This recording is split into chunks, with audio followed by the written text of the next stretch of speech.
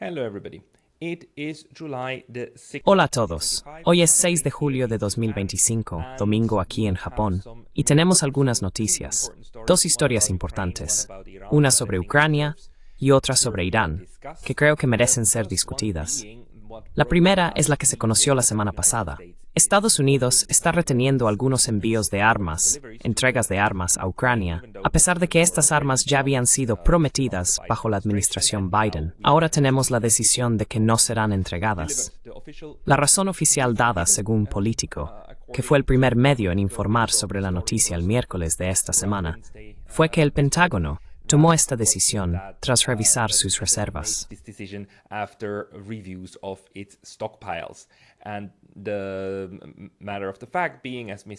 Y el hecho es, como dijo el señor Elbridge Colby, que simplemente no hay suficientes misiles de defensa ni proyectiles de artillería para Estados Unidos. Así que tuvieron que tomar una decisión de Estados Unidos primero, para priorizar las reservas estadounidenses por encima de las necesidades de los aliados. Más tarde, cuando se le preguntó sobre esto, el señor Trump también dijo que Estados Unidos simplemente se está quedando sin existencias. Esto es bastante significativo, por supuesto, porque si es cierto, significa que Estados Unidos está en serios problemas con su capacidad industrial. Obviamente, simplemente no está a la altura de las demandas de las muchas guerras en las que se ha involucrado. Ucrania, y más recientemente, por supuesto, Irán. La suposición es muy cercana a que la reciente guerra de Irán con Israel, y bueno, el titan Boraigar a Irán. I luego full suffer que stormar fri stupsnu kan vi need wall made the decrease from re. Ag the bitu estas within. The United States had to step in and help defend Israel after it got pounded so heavily. Israel, después de haber sido golpeado tan duramente por los contraataques iraníes, y por lo tanto también haber agotado su propio arsenal de municiones, puede encontrarse ahora en una situación en la que, junto con estos acontecimientos, Estados Unidos está operando al límite de su capacidad. Sin embargo, hay personas que dudan de esto. Ayer y anteayer salieron informes que decían que el estamento de defensa en Washington está realmente sorprendido por esta situación y no puede creer que los arsenales estadounidenses estén tan bajos, o que esta sea realmente una decisión tomada por el secretario Austin y que él esté citando falsamente la escasez de armas como motivo para detener los envíos a Ucrania. Al menos, eso es lo que aparentemente dicen los demócratas. Así que hay una parte del estamento político que ahora acusa al Pentágono de mentir.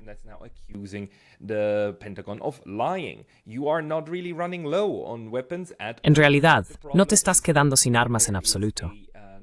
El problema es que hay un cambio en tus prioridades políticas.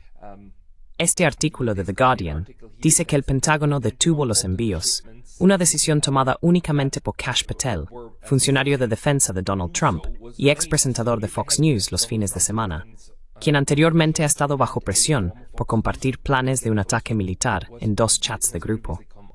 Sí, están retrocediendo en esto, y también intentando de nuevo desacreditar a Patel.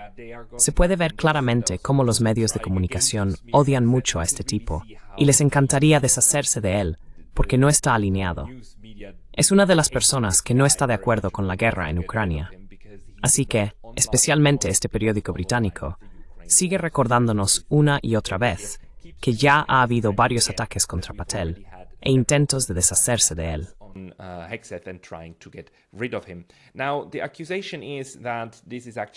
Ahora, la acusación es que esto en realidad es solo un pretexto, las bajas reservas, y que en realidad lo que estamos viendo es un cambio de postura en la administración estadounidense. Y esto también encajaría con lo que escuchamos el viernes sobre la llamada entre Donald Trump y Vladimir Putin.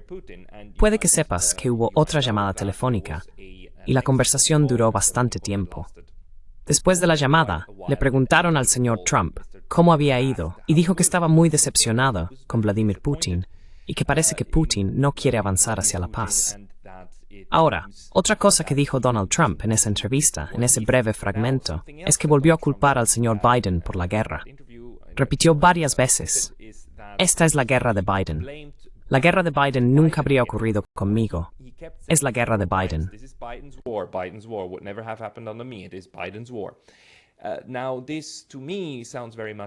Ahora, esto me suena mucho a que el señor Trump finalmente se está dando cuenta de que aunque no puede terminar la guerra, sí puede sacar a Estados Unidos de ella y dejar la responsabilidad a los europeos, porque no hay ninguna necesidad de que Estados Unidos siga implicado, especialmente si el objetivo general parece ser volver a tener una relación de trabajo con Rusia. Y ahora esto parece ser lo que los demócratas y los halcones de la guerra en Ucrania están denunciando y diciendo algo como: estás mintiendo.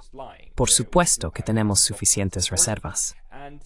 Y también debo decir que los europeos no solo parecen no creer que Estados Unidos se esté quedando sin armas, sino que simplemente no lo registran.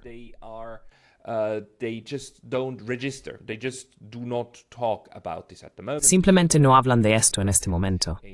Esta es una publicación de Julian Repke, un periodista muy pro-ucraniano, alguien que también es citado a menudo por CNN por su análisis.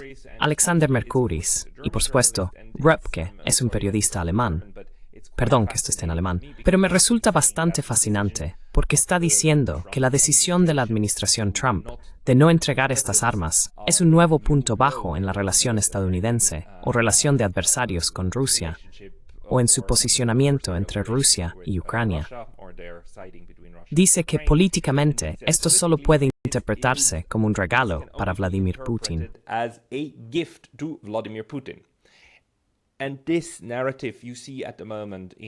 Y esta narrativa que ves ahora mismo en Twitter alemán y en todas partes, en la que los comentaristas dicen que esto es un regalo, es como si estuvieras presentando algo al señor Putin, como si estuvieras entregando Ucrania. Así que todo el tema del arsenal, y en realidad sobre el hecho de que Estados Unidos está llegando a sus límites militar-industriales, no se está abordando. Ni siquiera se está hablando de ello. Ni siquiera se discute. Simplemente se ignora. Y toda la historia para Twitter de habla alemana es que aparentemente el señor Trump, por su supuesto amor hacia Putin, ahora le está haciendo regalos al señor Putin. El señor Repke también señala que esto es un golpe duro porque algunos de estos sistemas de armas no pueden ser sustituidos, ni siquiera por Alemania, Reino Unido o Francia.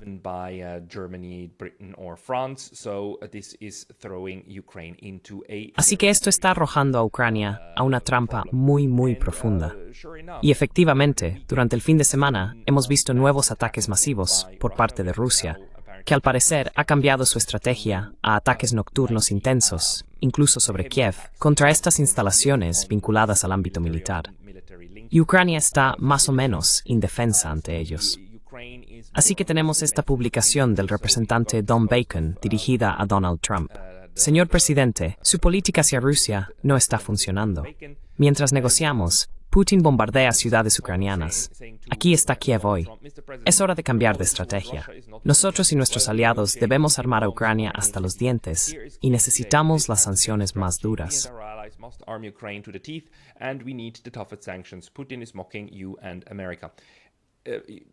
Putin se está burlando de ti y de Estados Unidos. Y es fascinante cómo estas personas o bien no creen en la afirmación de que hay una baja reserva, o son incapaces de pensar siquiera en esos términos, de que Estados Unidos podría tener límites militares, que es posible que después de una guerra de poder de 3 años en Ucrania, y ahora una guerra que involucra a Estados Unidos, Irán e Israel, esto podría estar llevando a Estados Unidos al límite. Los neoconservadores no pueden pensar en esos términos. Así que tenemos, por un lado, a personas que dudan de la narrativa, y por otro, a personas que simplemente ignoran ese tipo de razonamiento, que, sea cierto o no, probablemente deberías debatir, incluso si lo rechazas.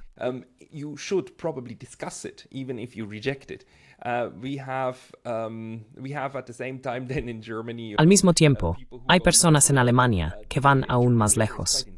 Twitter alemán es bastante loco, sinceramente. Twitter alemán es una locura. Hay gente que dice que tenemos que volver a hablar de una zona de exclusión aérea, que el espacio aéreo ucraniano debe ser defendido y cerrado con intervención militar occidental.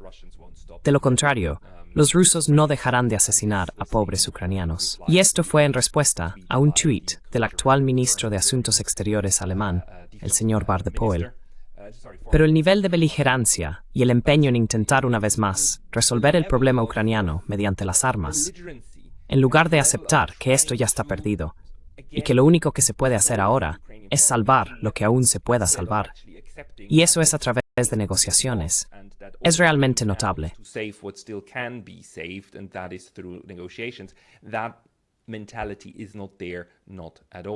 Esa mentalidad no existe, en absoluto. Es justo lo contrario. Hoy, Político nos informa que el Reino Unido acogerá el jueves una reunión de la coalición de los dispuestos sobre Ucrania.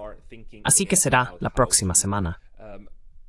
Los europeos están reconsiderando cómo intervenir militarmente en Ucrania, aunque ahora está claro que la idea original de estas personas, que consistía en prometer una intervención con el respaldo de Estados Unidos, ¿recuerdas? Existía esta coalición de los dispuestos.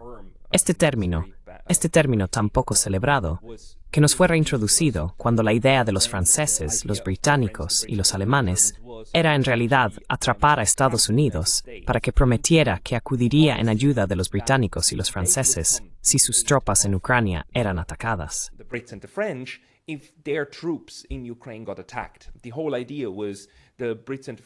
La idea principal era que los británicos y los franceses enviarían fuerzas de paz, y si Rusia se atrevía a atacar a los pacificadores en Ucrania, entonces Estados Unidos estaría obligado a acudir, ayudarles y sacarlos del apuro. Ese plan se llamaba el backstop. Ahora, el backstop fracasó.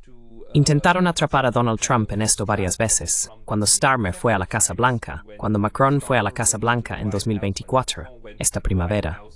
Y 2, 3, 4 veces Donald Trump dijo que no habría ningún backstop. Si enviáis a alguien, estáis solos.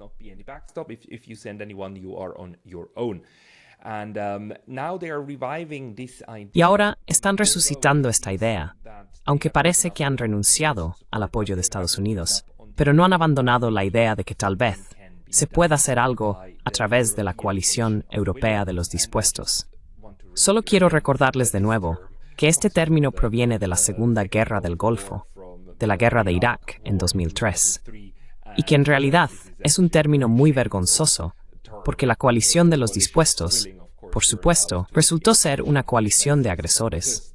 Las infames armas de destrucción masiva contra las que supuestamente luchaba la coalición nunca se encontraron.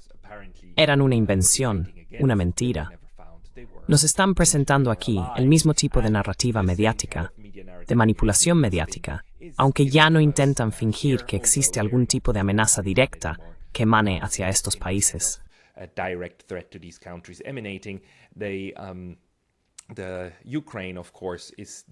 Ucrania, por supuesto, es el proyecto que de alguna manera quieren revertir, pero en este momento las pérdidas de Ucrania en el campo de batalla son cada vez mayores y más rápidas, y el cielo sobre Kiev está completamente abierto.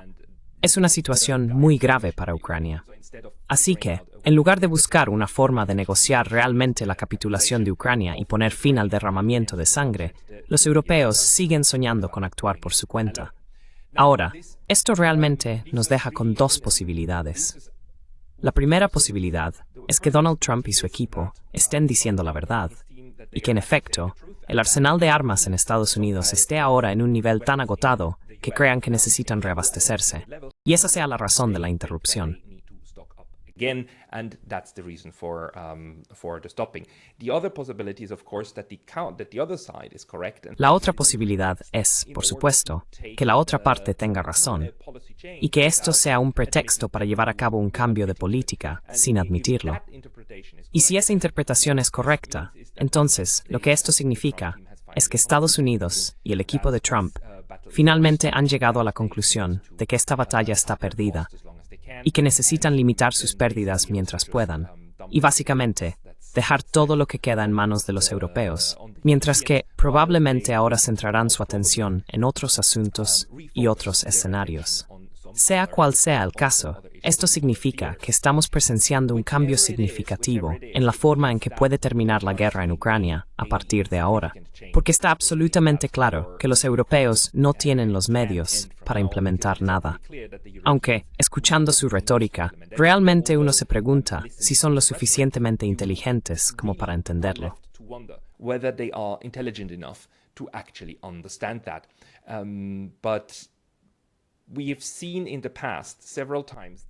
Pero hemos visto en varias ocasiones en el pasado que cuando los rusos amenazaron seriamente con consecuencias para Europa continental o para Gran Bretaña, esas conversaciones sobre el envío de tropas y demás realmente desaparecieron. Siempre que los rusos exigieron hablar con los embajadores de estos países y les dijeron que estaban sobrepasando gravemente una línea roja, a menudo vimos un cambio de actitud por parte de los europeos. La única incógnita que aún tenemos es que no sabemos cuántos misiles Taurus ya están en Ucrania, ni hasta qué punto avanzan los preparativos para su uso. Así que todavía podemos imaginar ataques de largo alcance contra Rusia, ataques puntuales para provocar a los rusos. Eso sigue siendo algo que Ucrania puede hacer. The Russians, that is still something that Ukraine can do. Ukraine was also able to do its drone attacks. Ucrania también pudo llevar a cabo sus ataques con drones. Así que eso sigue siendo una amenaza para los rusos. Y creo que aún no ha terminado. Es algo que los europeos podrían estar contemplando. ¿Cómo infligir el máximo daño en este momento de avances rusos más rápidos? No necesariamente atacando a las tropas rusas en Ucrania, ni a objetivos con verdadero valor militar para el conflicto tal y como se está librando, sino más bien a nivel político, con el fin de organizar algunas maniobras de relaciones públicas y potencialmente enviar un mensaje a Vladimir Putin y a la cúpula rusa de que los europeos todavía pueden causar un daño considerable a Rusia, mientras fingen que, por supuesto, no son los europeos, sino Ucrania.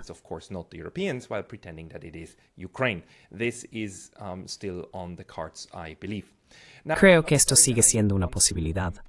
Ahora, la otra historia que me gustaría señalar es la de Irán, donde esta semana hemos visto un ir y venir de acusaciones sobre que Irán no está cumpliendo con sus obligaciones bajo el TNP, lo cual, por supuesto, es muy problemático. Es irónico, porque los estados occidentales, Europa y Estados Unidos, estaban violando descaradamente el derecho de Irán a no ser atacado, a ser protegido realmente por la Carta de la ONU. Irán no tiene un programa de armas nucleares. Lo sabemos por las agencias de inteligencia de Estados Unidos. También sabemos que la OIEA ha dicho en varias ocasiones que los iraníes no tienen un programa de armas nucleares.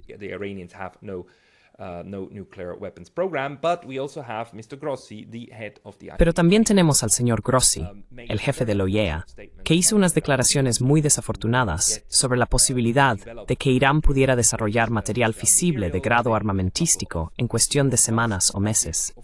Y esto, por supuesto, ocurrió solo unos días antes de que Estados Unidos decidiera atacar, dando básicamente a Estados Unidos, y en realidad a Israel, una justificación. Fue antes de que Israel atacara primero.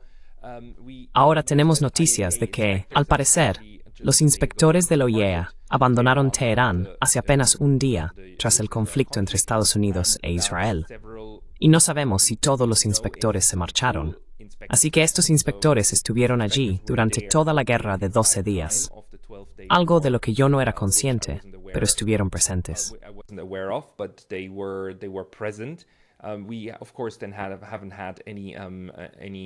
Por supuesto, no hemos tenido ningún anuncio de estas personas durante la guerra, pero ahora parece que están regresando a Viena. No sabemos si todavía quedan algunos inspectores que deban ir a revisar los sitios nucleares para comprobar si cumplen con el TNP y con el tratado, el JCPOA, del que Estados Unidos se retiró, pero que al menos de jure sigue vigente entre los europeos e Irán. Estados Unidos sigue repitiendo que Irán no puede ni tendrá armas nucleares y que hay que hacer todo lo posible para evitarlo. Y los iraníes ahora, evidentemente, están muy enfadados, no solo con quienes los bombardearon, sino también con quienes los apoyaron.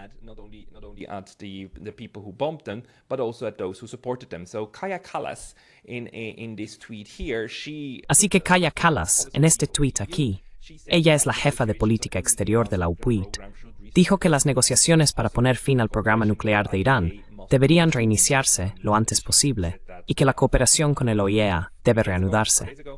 Dijo eso hace 3 o 4 días.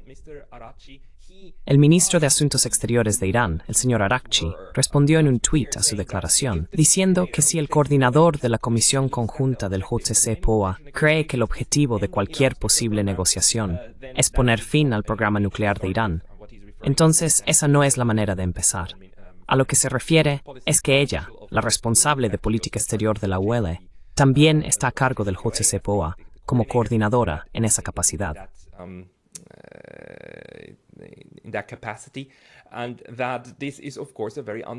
Y esta es, por supuesto, una forma muy poco útil de expresar de qué se trata, porque según el JCPOA, a Irán se le permite tener un programa nuclear civil. Eso es explícitamente parte del acuerdo. Por eso se creó el JCPOA, quiero decir, desde el lado iraní, porque tendría mecanismos para asegurarse de que estos materiales no puedan ser utilizados para fabricar armas ni alcanzar grado armamentístico, y que Irán no tendría un programa de armas nucleares. Pero, un programa civil, sí, por supuesto. Y Kaja Kallas está diciendo que todo el programa nuclear, acabar con el programa nuclear, todo el programa nuclear, no solo asegurarse de que no haya un programa de armas, sino asegurarse de que el propio programa nuclear termine. Si ese es el objetivo, entonces el señor Araghchi dice, en plan, bueno, ¿de qué estamos hablando realmente?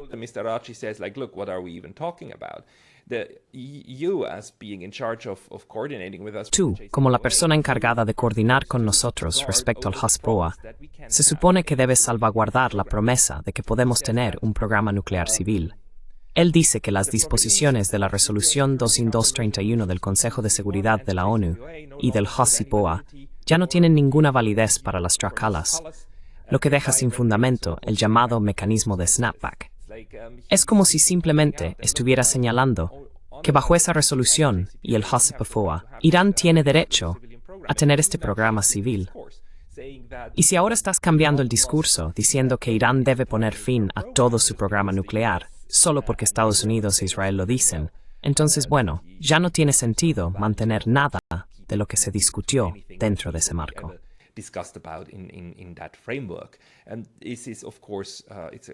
Y esto es, por supuesto, bastante ridículo, ¿verdad? Que ahora estos funcionarios europeos estén fingiendo que lo que está escrito en el JCPOA solo es válido si ellos quieren que lo sea. Y si no, entonces tienen un objetivo completamente diferente en mente. Y eso es, por supuesto, también lo que decían que era la postura de los iraníes respecto al Tratado de No Proliferación, el TNP, ¿verdad? Decían que el TNP garantiza a los estados el derecho a tener programas civiles y que es Estados Unidos quien está infringiendo el derecho de Irán a no ser atacado y a tener ese programa.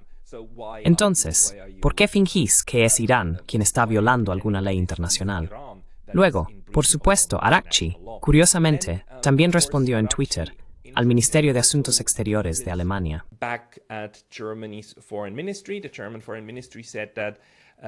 El Ministerio de Asuntos Exteriores alemán declaró lo siguiente: la decisión de Irán de suspender la cooperación con el OIEA envía un mensaje devastador. Elimina cualquier posibilidad de supervisión internacional del programa nuclear iraní, lo cual es crucial para una solución diplomática. Irán debe revertir esta decisión. Y bueno, sobre este asunto, que también está lleno de audacia, el señor Araghchi dio una respuesta muy extensa, calificándolo de noticias falsas. Irán sigue comprometido con el TNP y su acuerdo de salvaguardias, de acuerdo con la nueva legislación del Majlis, motivada por los ataques ilegales contra nuestras instalaciones nucleares por parte de Israel y Estados Unidos. Nuestra cooperación con el OIEA se canalizará a través del Consejo Supremo de Seguridad Nacional de Irán, por razones obvias de seguridad y protección. Encuentro esto interesante por varias razones.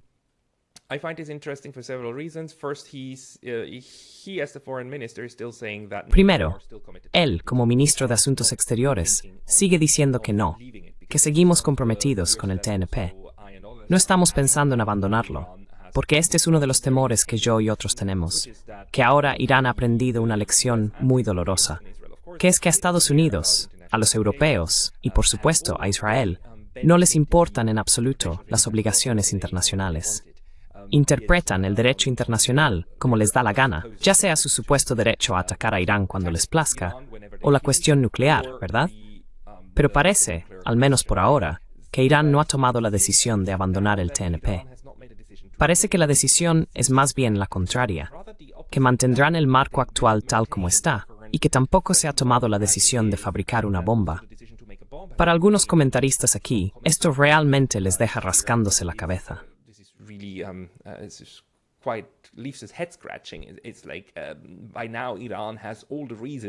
Es como si, a estas alturas, Irán ya tuviera todas las razones que necesita para, incluso ante su propia población y demás, justificar el desarrollo de una bomba nuclear. Pero parece que, al menos por ahora, Irán aún quiere mantener su política, que es que estas bombas son algo que no debería existir en primer lugar. La fatwa, el dictamen legal islámico del líder supremo Ali Khamenei, sigue vigente.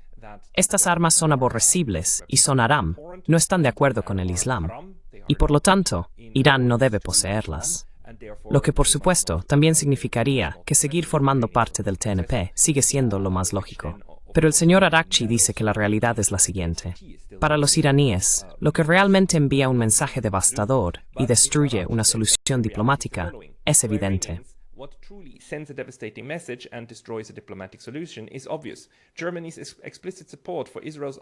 El apoyo explícito de Alemania al ataque ilegal de Israel contra Irán, incluidos los ataques a instalaciones nucleares protegidas, como trabajo sucio realizado en nombre de Occidente, es vergonzoso. Alemania también apoyó de manera vergonzosa el ataque ilegal contra las instalaciones nucleares iraníes, lo que viola el derecho internacional, el TNP y la Carta de la ONU. Quiero decir, a estas alturas, realmente los alemanes, los europeos, los estadounidenses siguen fingiendo que no ha pasado nada malo en esta guerra, que fue una guerra legítima, justa y limpia. Según la narrativa occidental actual, el único que ha violado el derecho internacional es Irán, cuando ataca infraestructuras civiles en Israel. Y el señor Araghchi aquí, por supuesto, está intentando poner las cosas en claro. Naturalmente, esto no tendrá repercusión ni en Alemania, ni en Francia, ni en Reino Unido, ni en Estados Unidos.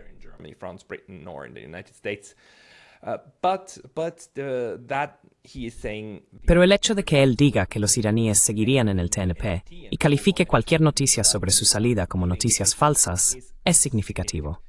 Ahora bien, el OIEA es, por supuesto, la institución encargada por el TNP de supervisar estos asuntos. Así que, si los iraníes realmente devolvieron a los inspectores, eso significaría que podría haber consecuencias.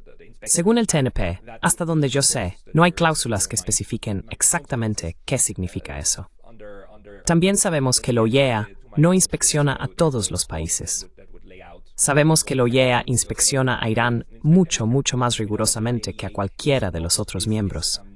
Y no sabemos si el personal de la OIEA se fue porque consideró que, dado que no les permiten entrar en ninguna instalación, era mejor regresar a Viena, o si Irán realmente los devolvió.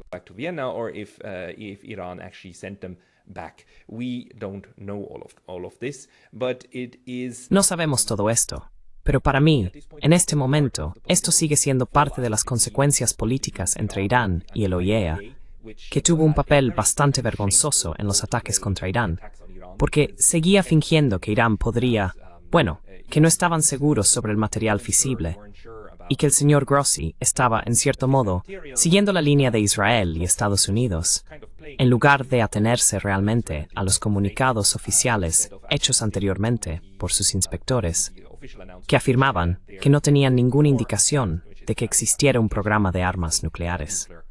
Así que, en cierto sentido, todavía estamos viendo las secuelas de eso, pero podemos decir que, al menos por ahora, cualquier tipo de cambio en la doctrina nuclear de Irán o en sus compromisos internacionales aún no se ha producido.